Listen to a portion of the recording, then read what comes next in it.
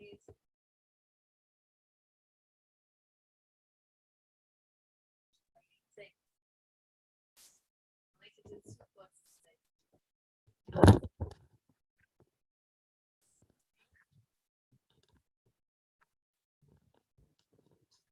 Sorry. Okay, start again. Hi, ladies. Parshas Vayetze. We're going to learn 2 general thoughts today, and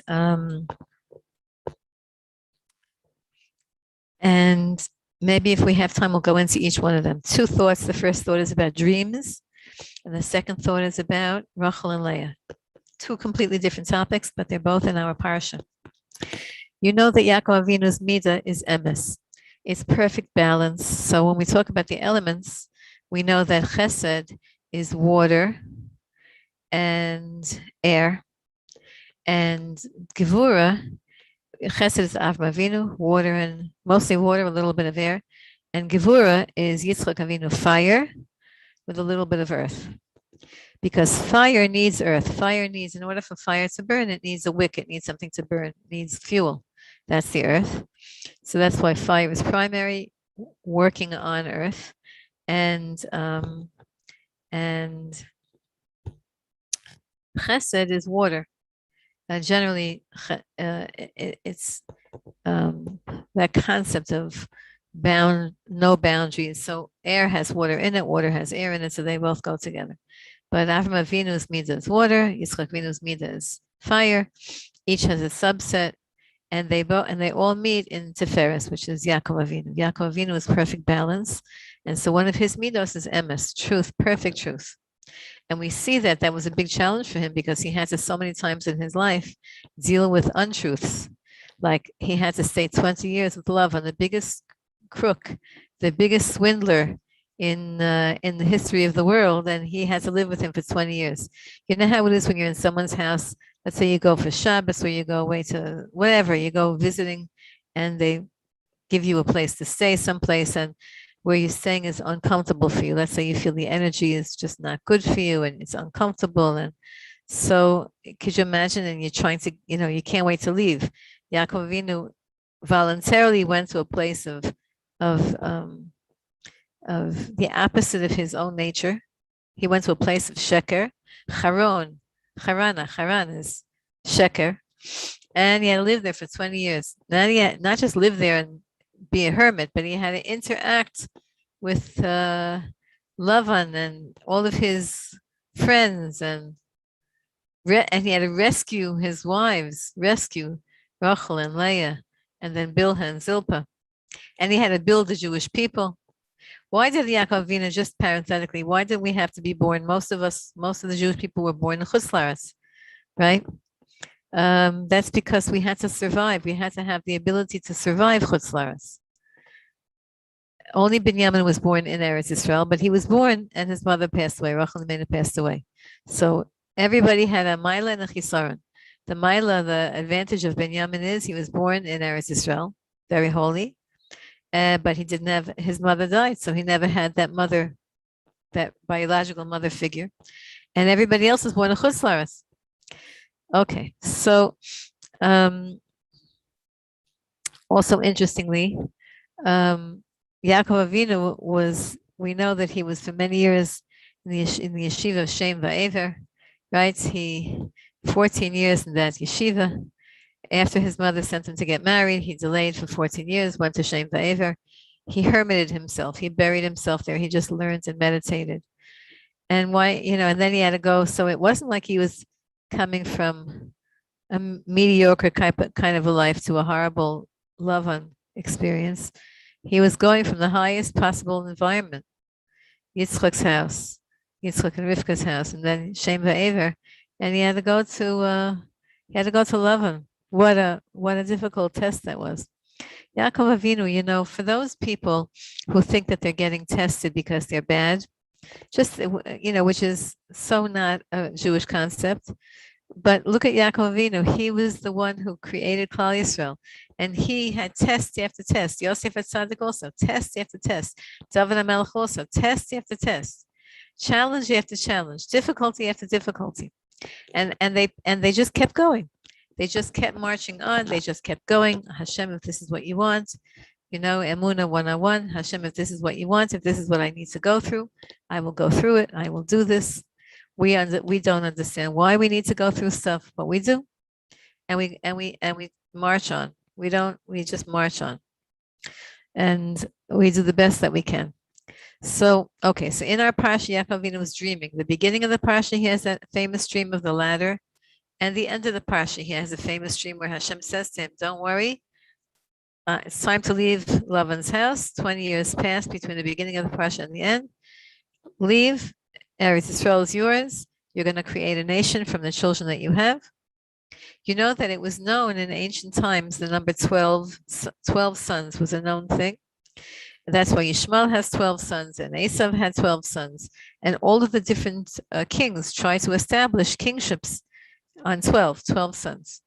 Because there was a concept of the 12 stars, the 12 constellations, the 12 months. They knew that whoever establishes the tribe of 12, will have will rule the world. Okay, so let's talk a little bit about dreams, because the beginning of the Parsha and the end of the Parsha. We also think about dreams in the Parsha Yosef HaTzadik, because Yosef HaTzadik, of course, had dreams, and then he interpreted dreams. That's usually Hanukkah time, soon coming up. Bezrat Hashem, now we're already in Kislev, Baruch Hashem. So let's talk about just a little bit of a few of the parameters that the Gemara gives about dreams. When can you ignore them, and when should you pay attention?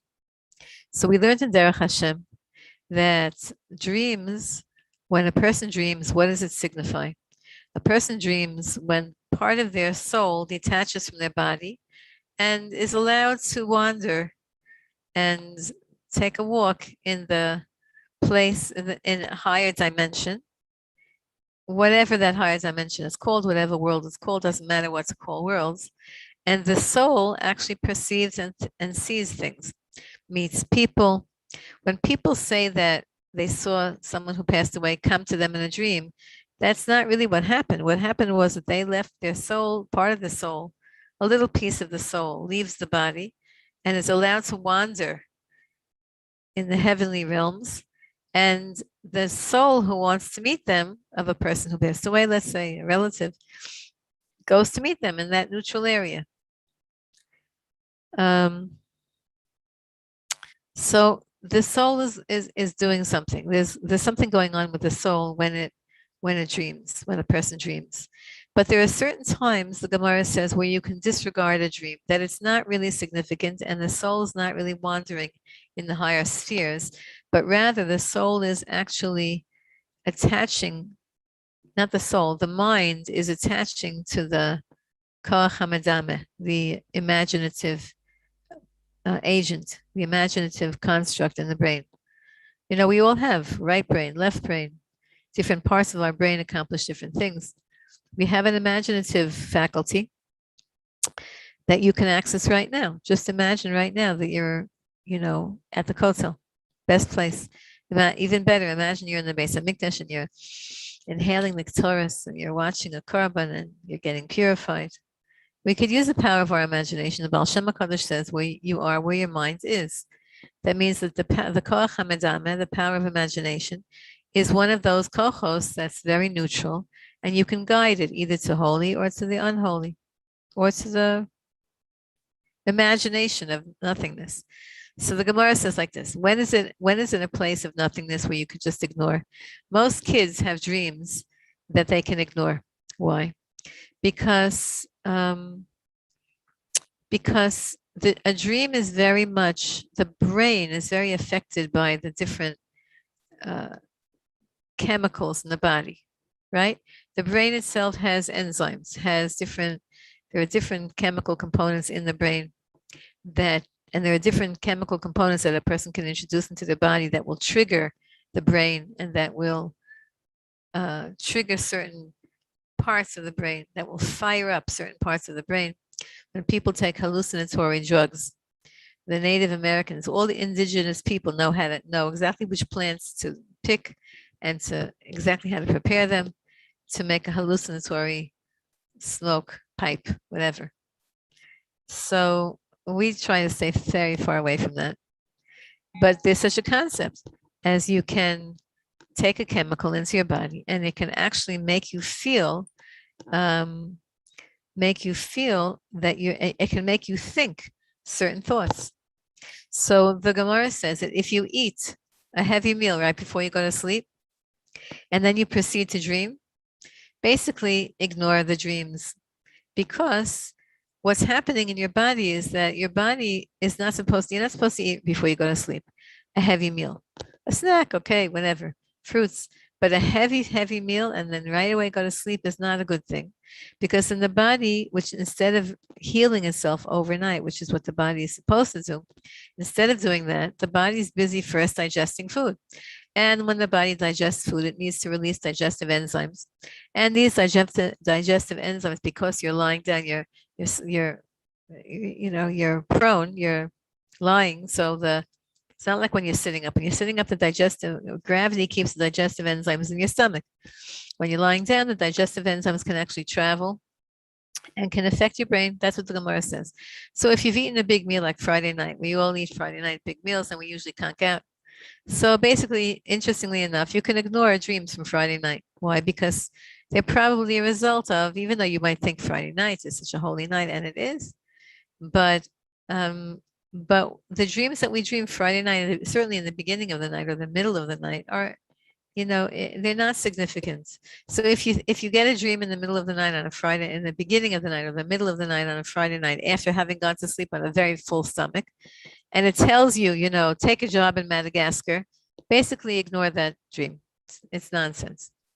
And certainly if you have nightmares or any of those fantastic, imaginative dreams, you ignore it. Because the food and the enzymes that the body produces affect your mind. By the way, that's really, it's true all the time. That's why people who have, let's say, people who are vegetarians, let's say, or vegans for 10, 20 years. I am not advocating that. But if a person is, you'll notice that people who are vegans oftentimes are very easygoing, very laid back, very peaceful. That's because they don't have blood in their system. They don't have animal products in their system. And animal products have energy to them. They have a high energy. So people who are vegans or vegetarians for many, many years could be, I'm not saying there's a rule, but could be more mellow energy. Because what you eat affects you, affects your mind, affects your mood. We all know that. Chocolate, carbs. Okay. And the opposite of that is if you go to sleep, if you don't eat right before you go to sleep, a heavy meal, and you dream early in the morning, by alos hashachar, by the dawn, you dream by the dawn. So, and you wake up into that dream. So that dream is significant. It doesn't mean that it's true, and it doesn't mean that it's a prophetic dream. It just means that it's a significant dream, and you should pay attention to it.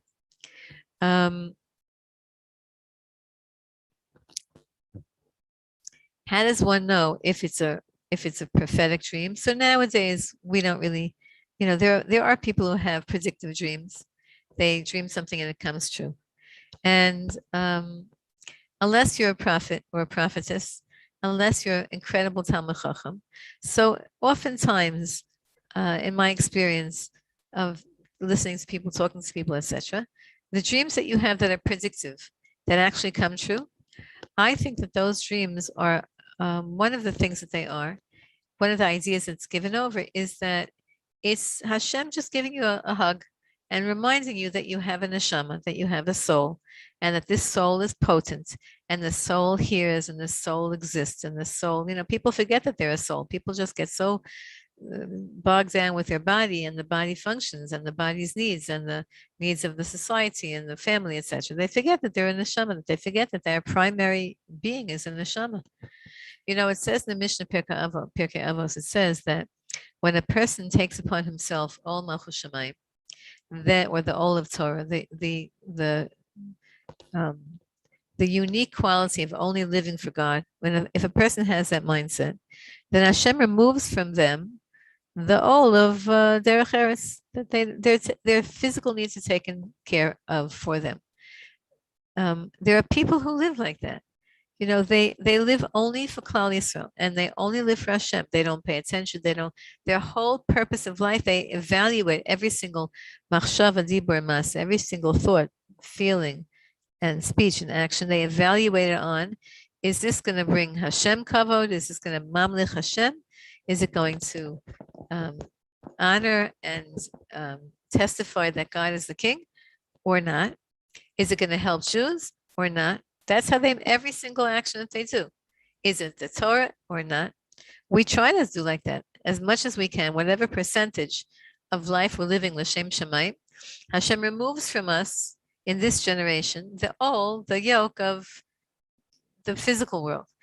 Even though Yaakov Avinu, remember we just said Yaakov Avinu left the yeshiva Shem Va'aver, and he was perfect balance of all the elements. So he had to balance himself now by actually going into the physical world and being able to succeed in the physical world so that his kids should be able to do that. But because he was an Av, he was a patriarch.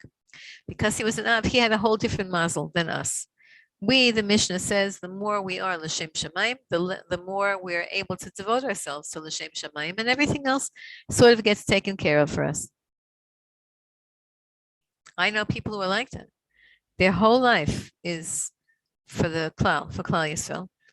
And somehow people take care of things for them, and they don't even know half of the time. Okay, the majority of people are not like that. So we have this idea that if you have a predictive dream, so sometimes it's Hashem giving you a hug and reminding you that you're a neshama. Sometimes it's just some intuition. Meaning there are people in the world who have intuition. It does not mean that they're holy necessarily. It does not mean that they're prophets at all. It just means it's a different, they're able to access a different part of their mind than the majority of people that have conscious interactions with their mind. You have intuitives, you have autistics, you have people who see auras, you have all those kinds of things.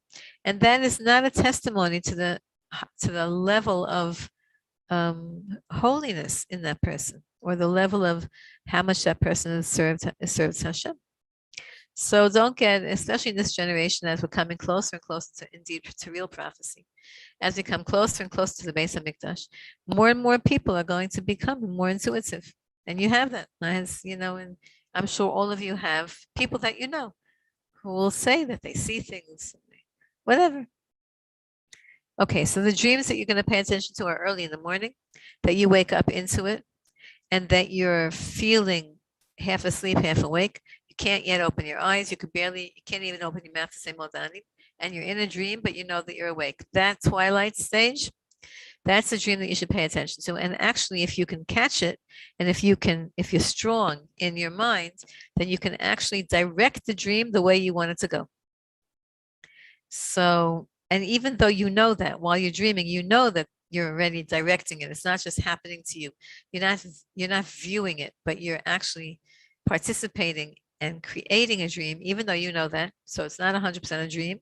Your own mind is involved.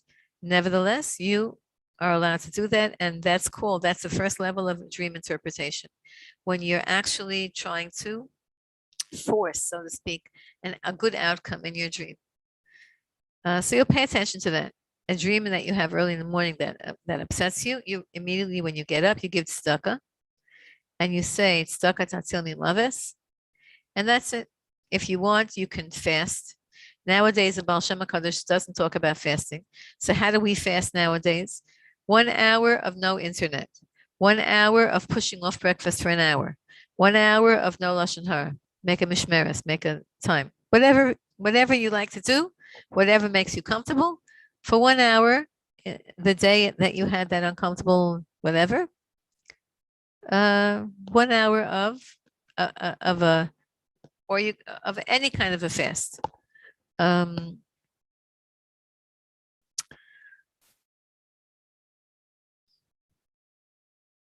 So that's like a general outline of dreams. And because Yaakov Avinu had his dream 2 dreams, and they were clearly prophetic. It wasn't like our dreams, but because he had his dreams, so we talk about it this week. There's another aspect to a dream. The Gemara says 2 more things. The Gemara says that if you dream something at night that you're thinking about during the day or that you're involved in, right? So you can ignore it. It's not a dream. It's not being told to you. It's your mind actually working. And that means that you're not getting a good night's sleep because your mind is trying to work through something out. Now, the truth is that dream experts in the secular world will tell you that when they measure you, if you go to a dream clinic or a dream center, a sleep clinic or a sleep center, whatever, to measure your dream levels, your sleep levels, they'll tell you that at a certain point, you go in and out of this, of the dream level of consciousness. People, if you look at babies, you can see that their eyes flutter when they're dreaming. What are babies dreaming about? They don't even know anything exists, but yet their mind is working something out. So the dream experts will tell you that the mind works things out when you're sleeping at night, when your body's resting. Then your mind has time to work things out, and we do. But when you're aware of it, when you remember it, that means that you didn't sleep deeply enough, that you were in a level of consciousness. So those you ignore, you don't call them prophetic dreams or intuitive dreams or predictive dreams. You just call them psychological dreams or night dreams. Like you have a daydream, you have a night dream. You ignore that. And the Gemara also says that there's no dream without some nonsense. And so every dream, except if it's like in the Torah dream, but every single dream that we dream has a little bit of nonsense to it. And that's why we basically, it's very hard to interpret dreams. I have a sefer here from Reb Shlomo Carlebach. It's a sefer on dream interpretation. And it's interesting, if you see this in a dream, if you see that in a dream, Yosef Tzaddik interpreted the dreams. We're not tzaddikim and we're not prophets, but we do pay attention to dreams. Pay attention and write them down. I would advise that if you have a dream, a significant dream, a dream that you remember, write it down. First of all, it releases it. So sometimes if you have a disturbing dream, you don't want to write it because it's disturbing, but you don't want to have it anymore. So you could write it down, get it out. If you want to write it down, then tear out the paper. You can do that and make a little ceremony. So that's basically a little bit of dreams in the Parsha. A little bit of dreams, and another interesting thing is to know that in this sefer that I have of dream interpretation by Rav Almoni, so there sometimes you see things in a dream and you think, oh no, that must be such a terrible siman, it's a terrible sign. And then you look it up and you see like, whoa, it's such a blessing. So many times he says, if you see a wild animal, it means you can get rich. A lot of things that you would not know. But basically, there are certain people who enjoy thinking about their dreams because they're strong. And some people never dream. And either way is fine. You don't have to pay attention to your dreams. Just I like to highlight it when the Parsha talks about dreams. I like to highlight that there are certain, and also sometimes in the weeks of dreams. Now, all of these weeks, Yaakov Avinu had his dream, and then 2 weeks from now, Yosef Tzadik's going to have his dreams, and then he's going to interpret dreams. Pay attention. Then Pyro has dreams, right? Okay, that's the first thing I wanted to talk about. The second thing in the Parsha. The second thing I wanted to talk about is the concept of Rochel and Leia.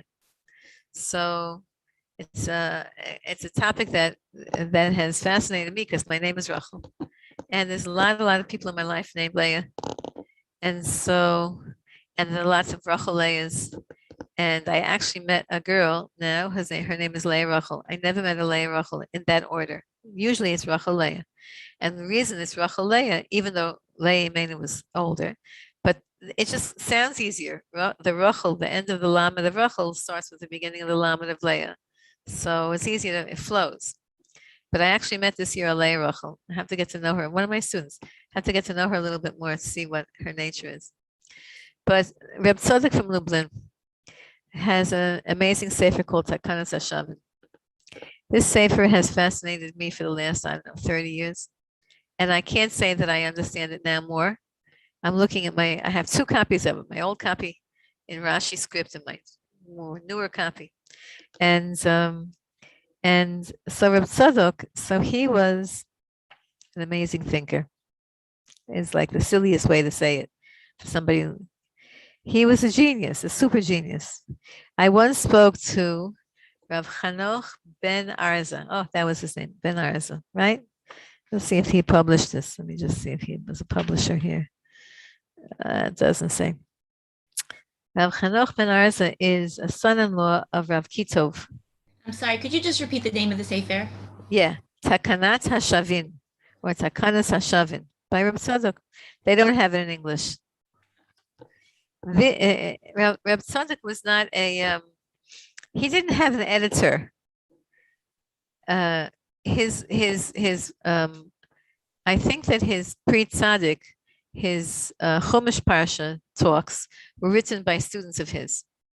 But when he wrote Sfarim, he wrote like one sentence that goes on for 30 pages. Like Rav Kook writes like that. He just wrote and wrote, like his mind flew. You know, he wrote a whole sefer called Rasisei Laila on his dreams. He used to ask Hashem a question before he would go to sleep. He would ask Hashem a question in Torah. Then he would dream the answer, and then he would wake up and he would write it down. Tzadok had a hard life. Didn't have an easy life, and he didn't leave children. Didn't have children. Anyway, so Rav Chanoch Ben Arz, I think that was his name. I don't know, this is 30 years ago. He's not alive anymore. He used to have a little tiny bookshop by Shar Shchem. Shar Shchem, you know, like when you're going from the Kotel. So usually we go out Shar Ashpot where the buses are. Or you can go in through the old city. But Shar Shchem is literally the gate that enters into the Kotel Plaza. And now Shar Shchem has been remodeled. There's the police station that's there, like the Badika. They check you the whole, how do you say that? The special electronic doors, and the security is there, and they made a very long hall. And then there's an entrance there to the secret entrance, actually, to the underground tunnels by the Kotel. Whatever it is, right over there used to be his farm store when it was still unprotected. He used to have, next door to him was some Arab tavern thing, not a tavern, but like a smoke shop, like a food, I don't know, some sketchy stuff going on there. Anyway, I once went in to buy a sefer. He was the one who was the expert in Reb Tzadok. He was studying, that was his expertise. And I used to go in there as a kid, like going in, making believe I wanted Sfarim and I knew what I was doing. And I once came out, in those days, I used to, when I was visiting from America, I lived in America then. So you could take two suitcases. So I would load up one suitcase with Sfarim. So I remember I bought some Sfarim that he had just published on Rav. He had just reprinted Reb Tzadok. And he looked at me and he said, "Who are these for?" And I was paying. And I said, "For me." He said to me, "You think you understand what Reb Tzadok is saying?" I said, "No." I mean, clearly I don't. And then he said, "You think anybody understands Reb Tzadok in this generation?" Like, he was clearly a fan. Anyway, whatever. A little bit we can understand. A little bit we can look at the surface of. So in the Sefer Takanas Hashav, now I don't know how to explain it, because in the new publication it's called Siman Vav. It's like in the pages like 30s, 30, 32, 33, 31, whatever, 34 till 40s. Talks about Rochel and Leia and Yaakov Avinu and the Shvatim. In the old version, it's page Yudalid. In those Yudalid and Tetvav, Tetzayin, etc. In the old Rashi script. Anyway, he explains like this. Reb Tzadok explains that Rochel and Leia each represented. Oh, I hope I didn't kick her out. 1 second. Yeah, I did. No, you didn't. Thanks. I don't want to be recorded when my kids are walking around all over the house. That's okay. That's totally fine. No, it wasn't Yuchanale. It was Chanasara. Anyway, Chanale, this is an important parsha for you because Chana was connected to Rochel, and Leia is Leia. Your parsha. Okay, so he talks about Rochel and Leia, and he talks about the following. He says that Rochel, Imenu, and Leia, Imenu, both represent. They were regular people, and they had a life. They had lives, etc. But they also represented, just like Avram Avinu was the archetype. He represented the meat of Chesed. Like that was his whole thing. And Yitzchak Avinu represented the meat of Gevurah. What does it mean represented? It means that that was his whole way of looking at life. Everything was or Chesed, Avram Avinu, or Gevurah, Yitzchak Avinu, or Tiferes, Yaakov Avinu, right? The Sphira.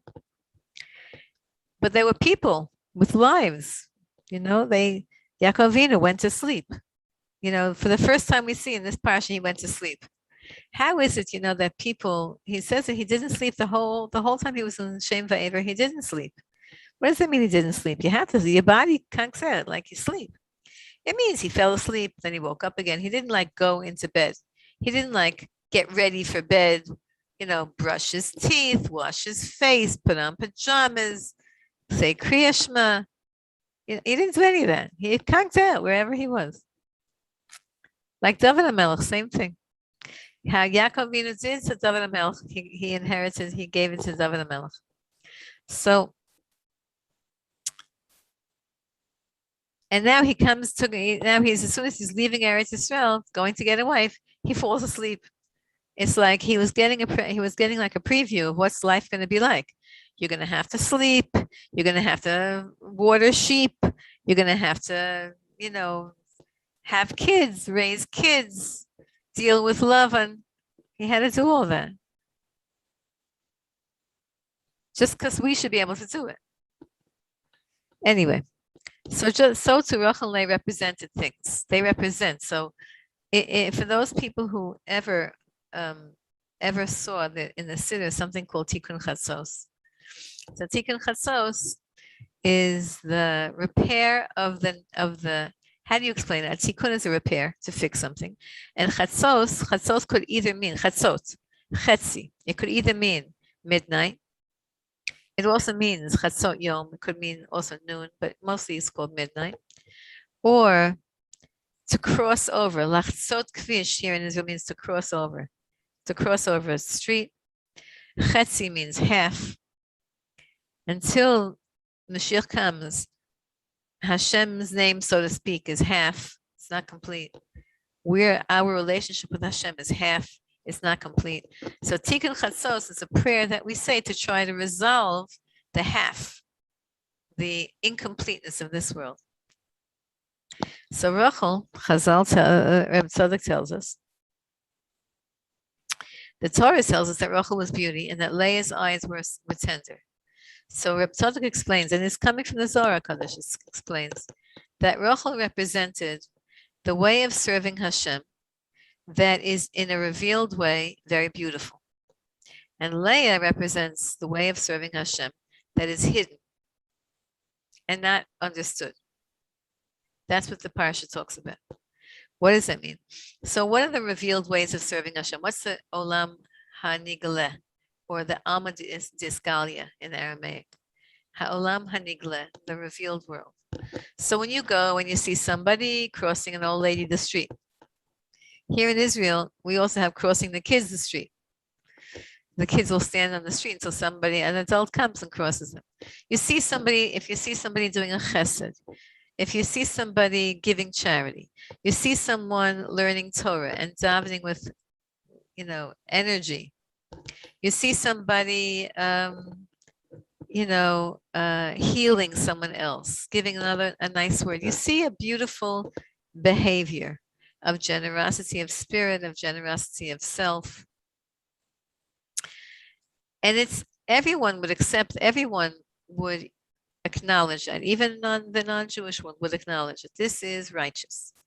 That's called the world of Rochel. So when it says that Rochel was beautiful, it doesn't necessarily mean a physical beauty, even though I'm sure everything is in pshat.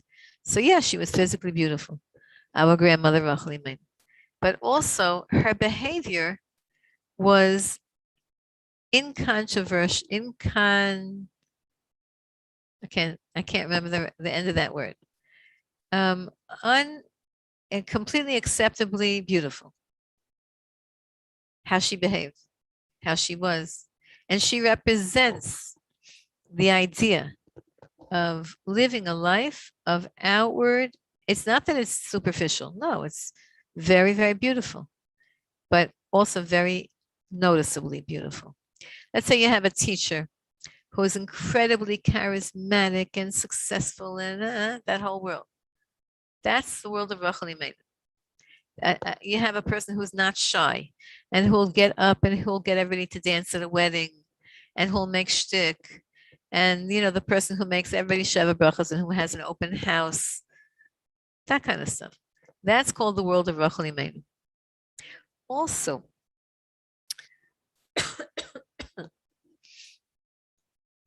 the world of Torah learning. Because the world loves our Torah. The world understands that our Torah is the source of all goodness and of the source of all morality, etc.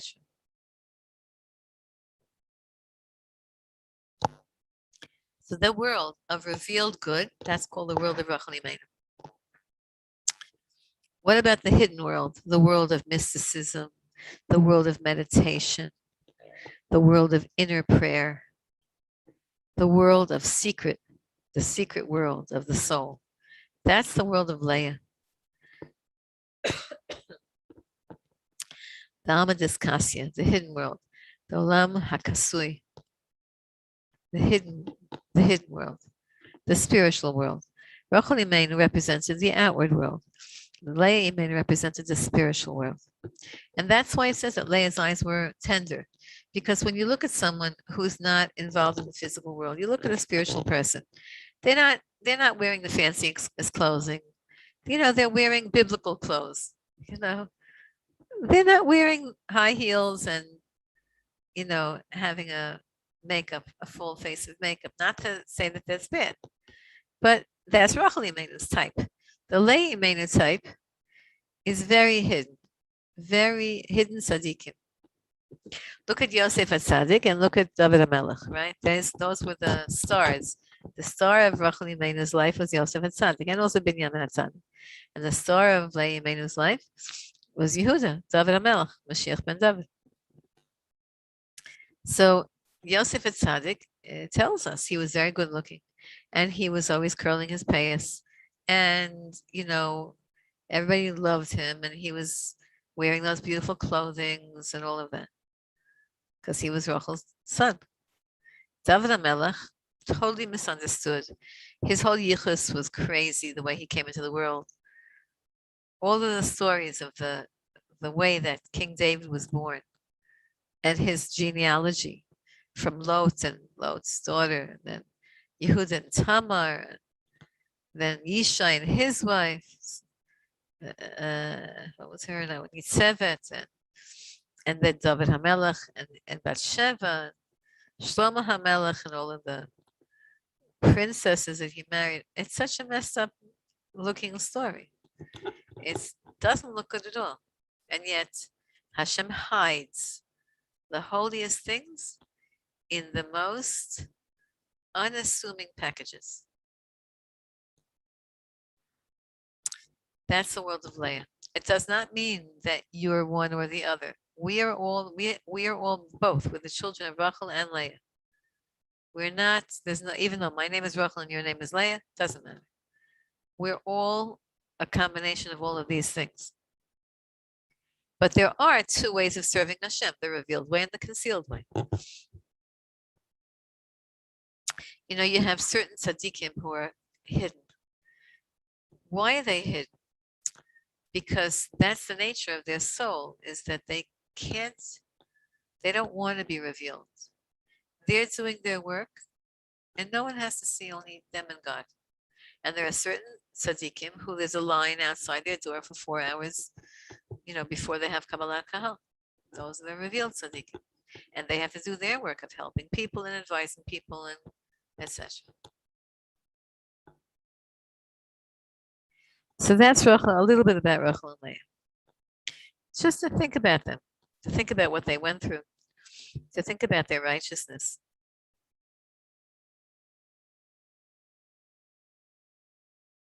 And to ask Hashem that Hashem should give us the strength that these women had. You know, when you go to Kivrei Tzadikim, one of our chevra now is by Kivrei Tzadikim. I don't want to say who. One of our chevras now in the Kivrei Tzadikim by in Russia, by Rabbi Nachman and the Baal Shem HaKadosh. And so, what you do when you're by Kivrei Tzadikim, what do you daven for? So, by every tzaddik, it's good to daven that Hashem should help you with the midah of that particular tzaddik. If you go to Rabbi Levi Yitzchak, so you want to be judging every Jew favorably. You go to Rabbi Nachman, you want to be pure and elevated. You go to Rabbi Nassim, you want to be humble and brilliant. You go and to serve. You go to Rabbi Zusha, and you just want to be zis. You want to serve Hashem with love. You go to the Reb Malach, you want to be powerful. You go to every tzaddik. You go to the Baal Shem HaKadosh, and you just sort of like melt and want to be good. Anyway, Baal Shem HaKadosh buried next to, right, Alter Rebbe, the Apter Rav. You go to the Tanya, and you want to use your brain in a holy way. You want your brain to be in charge of your emotions. So you daven the appropriate tefillah. You go to Rabbi Shimon. So there's a big machlokas now here in Israel. I'll tell you. Now we're here in Israel, Baruch Hashem. There's a big machlokas here in Israel. If all the tzaddikim are by their tzion in Chutz La'aretz, or are they all here? So of course the people here say all the tzaddikim are here. You don't need to go. You know, me as a person who goes to Kivrei Tzadikim when I can. So even in Chutz La'aretz, I've been in Ukraine 4 times. So, but there are tzaddikim who say now that all the tzaddikim are here. They're all here. You don't need to go. There's tzaddikim who say you don't even have to go to Rabbi Shimon and Meiron on Lag Bomer. You can go to any holy place and learn a little bit of Zohar Kadosh, and you're by Rabbi Shimon. You don't even have, even in Eretz Yisrael. There are some who say that all the neshamas are in Hebron. For Rebbe's and Judy's families there. That all the tzaddikim already went to Hebron. In other words, if you go to their makom in Chutz La'aretz, they come. They do come. But they're also in Hebron. You can go see all the tzaddikim in Hebron. By the Maras and Machpelah. You can go to Kever Rochel. Go to the Kotel. All the tzaddikim are by the Kotel. Anyway. That's Rochel and Leia. Another thing to think about this week, it's a very, very full Parsha, is to think about your names, your Hebrew name, because in our Parsha, all the Shvatim are born, and they're all given their names, and each of their names is given with a reason. You know that Rochel and Leia, we do not know why. The Chumash doesn't tell us why they were given the name Rochel and given the name Leia. Only we know about Sarah and Avram, right? Hashem said why, but Hashem didn't say in the Chumash that Sarah is a princess. He just said change her name from Sarah to Sarah. He does, okay, for Yitzchak, Hashem explains why he's giving the name Yitzchak. But only in our Parsha does every one of the Shvatim have an explanation why their mother named them that. Because the mothers named the names. Look, you'll see. So it's important to think about your Hebrew name this week. And to ask Hashem to tell you what the significance of your Hebrew name is. Certainly to learn about not necessarily your namesake, your Bubby that you were named after, but the original who you're named for. The original Chana, the original Leia, the original Sarah, the original Yehudis, the original, okay, so some of you have really interesting Reb Shlomo names. But it's good to think about your name this week. And it's also good to realize and to remember that when you daven, so it says that Reuven fixed Re'iyah. When he was born and she gave him the name Reuven, which is parallel to the month of Tammuz, she fixed the ability for all Jews forevermore to see clearly. Shimon, she fixed the ability for all Jews forevermore to have the ability, if they choose to access it, to hear. Shema Yisrael, to hear. Levi, she fixed the ability for all Jews forevermore to attach to Hashem. Yehuda, she fixed forevermore all Jews the possibility of thanking Hashem, etc. Every one of the names. Yisachar, she tells us Yesh Sachar, and even though that word was used for Rochel Imenu, because remember Rochel gave permission for Leia to be together that night with Yaakov Avinu, so Yesh Sachar. Zivulun, make a Zavul. Zavul means a home. Dan and Dina have the ability to discern properly. Gad, thank Hashem for all the good. Asher, thank Hashem for all the happiness. Asher Yoshev Esecha. And Naphtali, be Zariz, be powerful, be quick. Every one of the names gave us power. And Binyamin, of course, that's all for the end of time. Binyamin is for the end of time, for the Yamim, right? The Yamim to come. And Yosef, of course, Yosef Atzadik, Hashem should give us more spirituality. So think about your name and daven about your name. Daven about your name. Chana. Chana also doesn't just mean chen. It also means a home. Leia Imenu, right? The power of prophecy of Leia Imenu. Leia also means to be weak. You should know Weak, to be weak, not the opposite of strong. So daven that your Yetzer Hara should be weakened, and that all the evil in the world should be weakened. Use your name as a tefillah. We say it every day in Shemona Esrei. When you sign off the Shemona Esrei, you sign with the pasuk of your name. So use your name in davening to Hashem.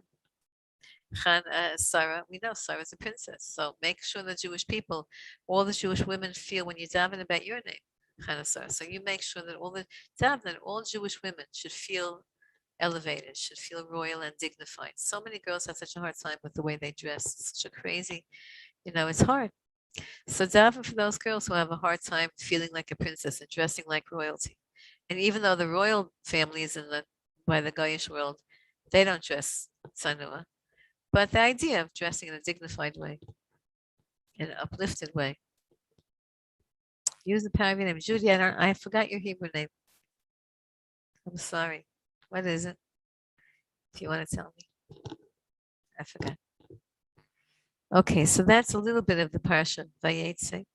Also, Zohar Kodesh says about Vayetze that Yaakov Avinu represents the Neshama, and Vayetze Yaakov mi Beersheva Yelech Harana, that whole first verse is telling us that the soul of a Jew leaves Beersheva. Beersheva means the highest levels of heaven, and goes to Haran. We get born, we get stuck in a body. But Hashem wants that. Hashem says the neshama can only advance after being born after being in a body. So after a person, we all were already lived. We all, had lives, and we all lived, and we all left, and we all came back. Part of our soul came back. And why do we come back? To elevate, to advance. You can't mess up. It's a hard concept. Rabbi Nachman tells us you really can't mess up your life because Hashem brought you down to do a certain task. And Hashem gives you the circumstances to fulfill that task. So even though you might mess up a lot of other things, but we don't go down. Hashem doesn't let the neshama come to this world if it's going to mess up in our generation now. Even though you see a lot of kids, they look like but they're not. Whatever it is, they're going through what they need to go through to help us, to help others, to bring Mashiach coming closer. So it's a chock-full parsha. And basically, it has that energy of Yaakov Avinu, who has the energy of Tiferes, which is all balance. So it's very good in these week's parshas, while Yaakov Avinu, till the end of the book of Bereshit, Yaakov Avinu is alive and with us. So daven for Tiferes, a lot of balance, healing, truth. It's such a fake world. So much fake, so much lies, so many in untruths in the world. People are not even ashamed to lie. It's like stone. It's like stone and amora. It's a fashion it's a style to not say the truth. It's a crazy thing. It's a crazy thing. So we have to beg for truth, and that Hashem's truth should be revealed in the world already. Hashem's truth should be revealed. Enough with all of this sheker. It's enough with exile. We want Hashem's truth to be revealed. That's our tefillah from now till the end of Rishis. Then we go into Shmos, the whole different energy. All right, Chaver, have a wonderful, wonderful Shabbos. We're in Tuesday, so today is still connected to last week's Shabbos, and we're transitioning over to this upcoming Shabbos. We're in Kislev, the month of miracles, the month of Israeli donuts. All right, Sufganiyot are all over the place now. So it's really about miracles. It's also about Shemen. Shemen is Chachma. Please Hashem, give us wisdom. And Chachma is Koachma, the ability to negate yourself and to just receive.